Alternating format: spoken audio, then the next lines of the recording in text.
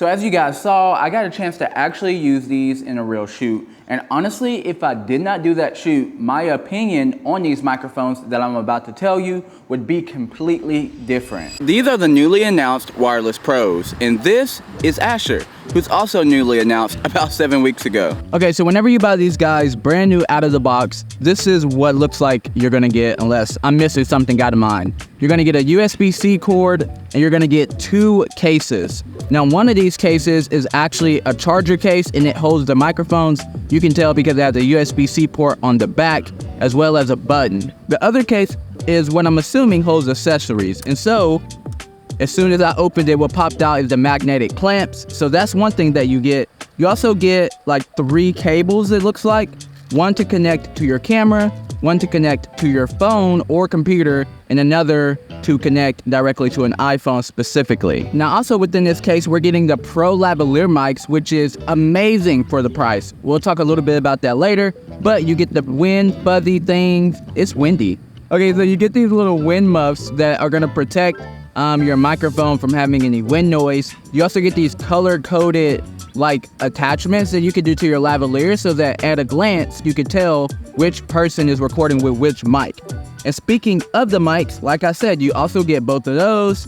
You also get some dead cats for your microphones that go on the lavaliers themselves, but also on the Wireless Go.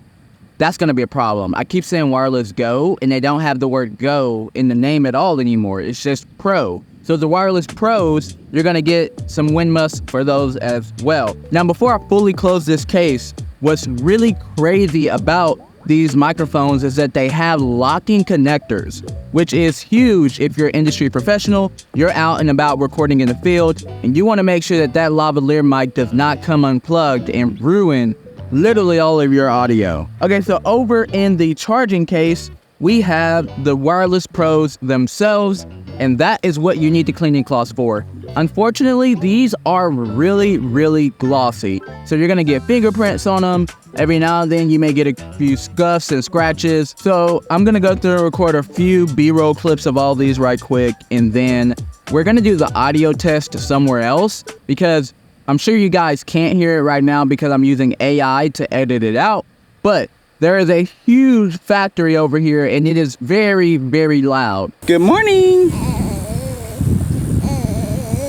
Oh, what's that? So I was sitting here trying to get the camera and the microphone set up correctly so that I could run the first audio test with these mics. And then I realized that's probably something that you guys would like to see. So I set up my camera, and we're just gonna try to figure this out together. So I wanted to try the camera preset option that they have, because the Rodes, they actually came out with this in a later update for the Wireless Go 2s. And basically you can select what camera you're gonna be using with the microphones, and it like sets the microphone levels for you. I'm not seeing really the option to set that, like change the camera that I'm using within the microphones itself. So right here on the screen, if you can press the bottom button and then you hit it again, you're gonna get these different options, and it has a camera icon and it says gain mode.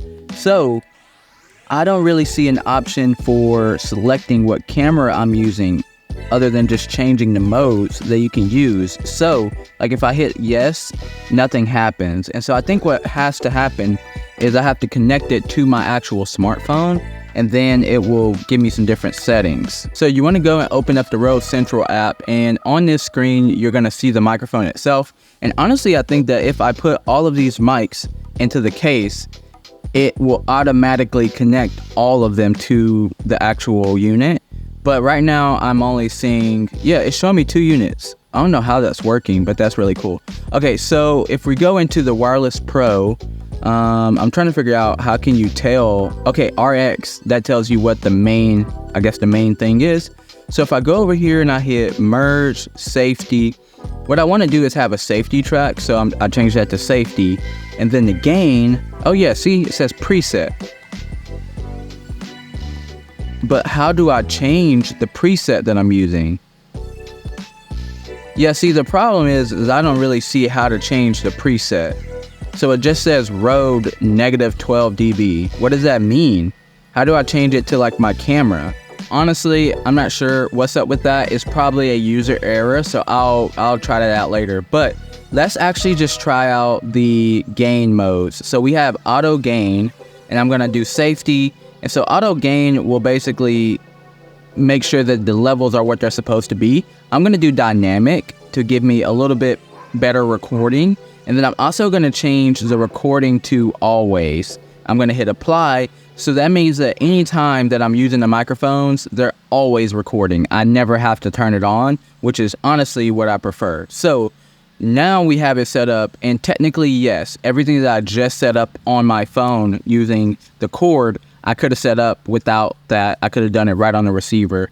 Again, I just need to look up how to actually select which camera I'm using with the mics so that it can auto set the gain for the camera I'm using. So let's throw these mics onto this camera and then we'll see how it sounds. Okay, so this is officially my first time I recorded with them. I am so curious of how the audio sounds. I'm sure it sounds amazing.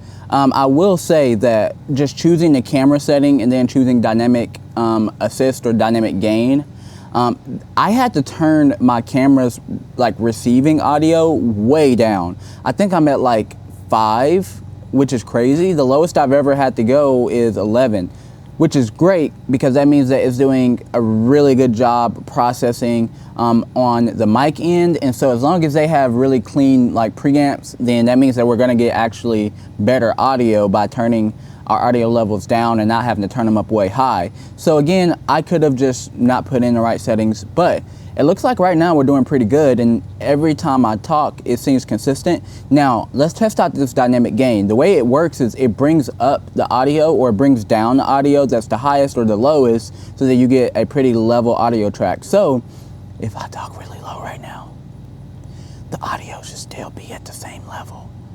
Right now, it's not hitting at the same level, but it seems to be pretty loud, and it may take a time to adjust.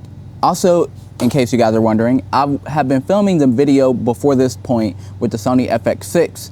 The only reason why I'm not using it now for the test is because there's just no way to necessarily connect the DJI mics to the FX6 without some type of adapter unless you use Timecode, which it does have a Timecode port on the camera.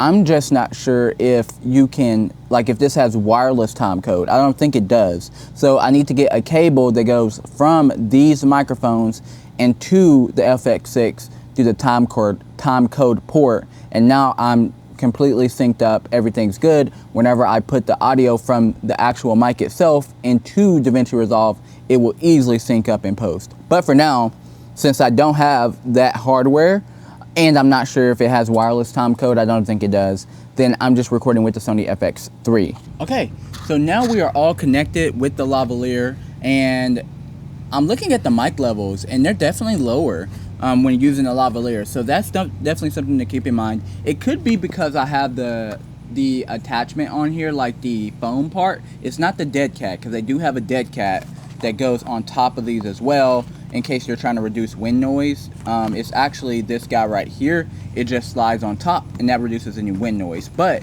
the audio levels are definitely quite a bit lower, so that's interesting. The other thing is that you have to make sure that you turn and position this microphone the right way because it only has a mic on one side of the lavalier. So traditional microphones or lavalier mics have, like if this is the mic end is on the top. With this one, you're not getting that. It's on the actual like front side of it. And so if you have the back side pointed out and the mic part pointed to you, you're not gonna be actually recording the audio that you wanna record. You're gonna be recording your shirt technically. So that is something to keep in mind when using these microphones. But how do they sound? So these guys are rated up to 260 meters, and I'm out in the football field, which is obviously not that long, but I'm gonna give it a test. So let's go ahead and start. While I'm doing this test, I figured I'd tell you guys about today's sponsor, which is Blank Co-working Studio Space out in Fort Worth, Texas. Are you tired of being alone or paying those high studio fees over and over and over again with no discounts? Well, guess what? Blank Co-working Studios has you covered. They will hook you up discounted rates if you go over your monthly hours for content creating or work for your clients or anything like that. And honestly, a lot of times I've found that they have everything that I need when it comes to gear.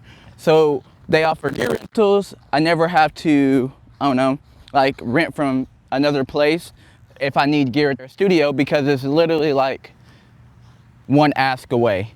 Not only do you get that within their studio memberships, but you also get the knowledge from industry leading professionals who will help you figure out and learn any questions that you need to know. So, like there's been times when I've been in a shoot and I didn't know how to light something. Well, the owner, George, is a professional gaffer who works on really, really big productions for all types of crazy artists. And I asked him to help me out and give me some advice, and he does, free of charge. There are other professionals who come in and out who are other members who've worked on really big projects, and I ask them questions. They help me out free of charge. Those are things that you get within a studio membership that you wouldn't really get, you know, at another studio. And believe me, I would know, because I've rented at so many studios in the Dallas-Fort Worth area, and you walk up to somebody, you ask them, you know, hey, how do you do this? And they look at you like you're crazy, like you should already know how to do this. So that's not the type of vibe you get there.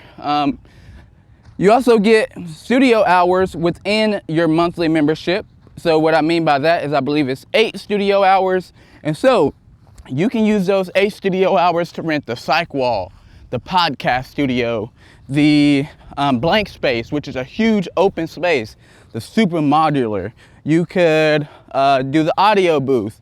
You could rent the kitchen. They have a conference room that you could also use for really, really important, you know, $1 million meetings that I know you guys are doing. So all of this is available within their studio membership, and I will hit them up too if you're interested in signing up to see if they can get me some type of coupon or discount code if you sign up within the next 30 days.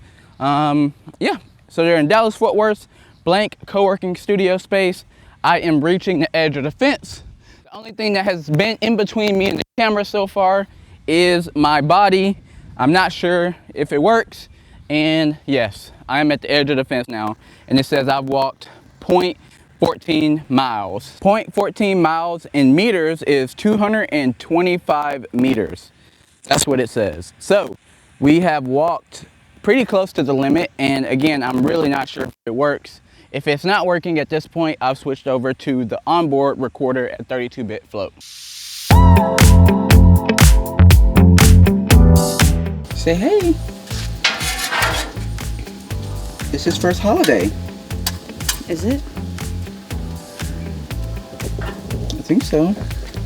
Yeah, first like holiday where people get off work, I guess. I'm not very good at it yet. I've only done this maybe once the other time. I don't know. Still don't know what I'm doing. This is pretty close to stir fry. I mean, with the eggs. Yeah. Okay, so today we're in Frisco, Texas, and I figured that I, instead of stopping at where we were after that one test, would go ahead and try to actually bring these on a client shoot, because a lot of times, like, my opinion about gear changes whenever I'm shooting, not whenever I'm just sitting and talking about it at the studio. So even though it does have like the range, which you guys saw, it has the 32-bit float, all those different things, really none of that matters if I don't like the shooting experience with them. So let's take these on a shoot today, see how they do, see how they perform, and then we'll come back and talk about what I think about these overall.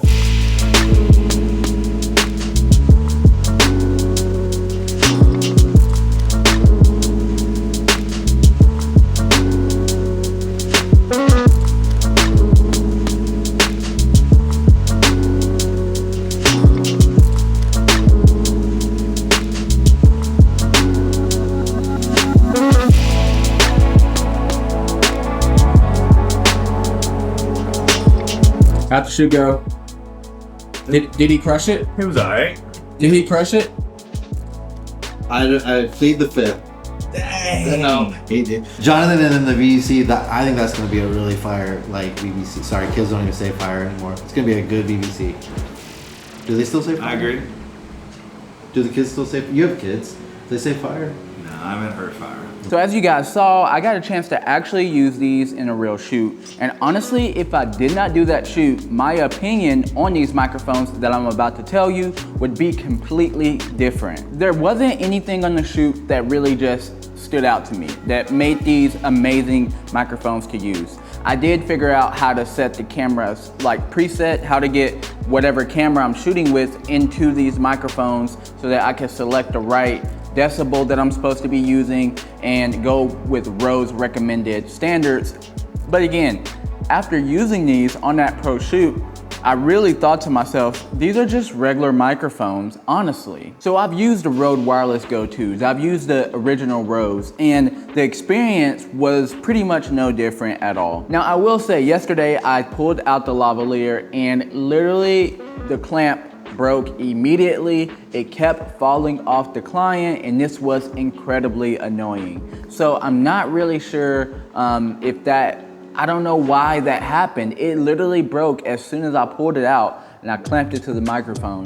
And so I will say that is something to be wary of. It seems like there's a little bit of quality control issues. Now, the last issue is that, as you guys saw in the recordings that I did in the field, guys, I got only about, I don't know, 20 feet away. And if my back was turned towards the camera, it was already cutting out pretty badly. But overall, I absolutely love these microphones. And honestly, if you are someone who has the wireless go-tos, I will say that these are worth the upgrade because you do get the charging case, you do get those 2 lavaliers, you do get all the other accessories that come with this for only about $100 more. So it's kind of like a no-brainer. Now, if you guys are interested in checking out the mic I was using before I actually started using these in the video that I recorded today, I recommend that you check out this video right over here.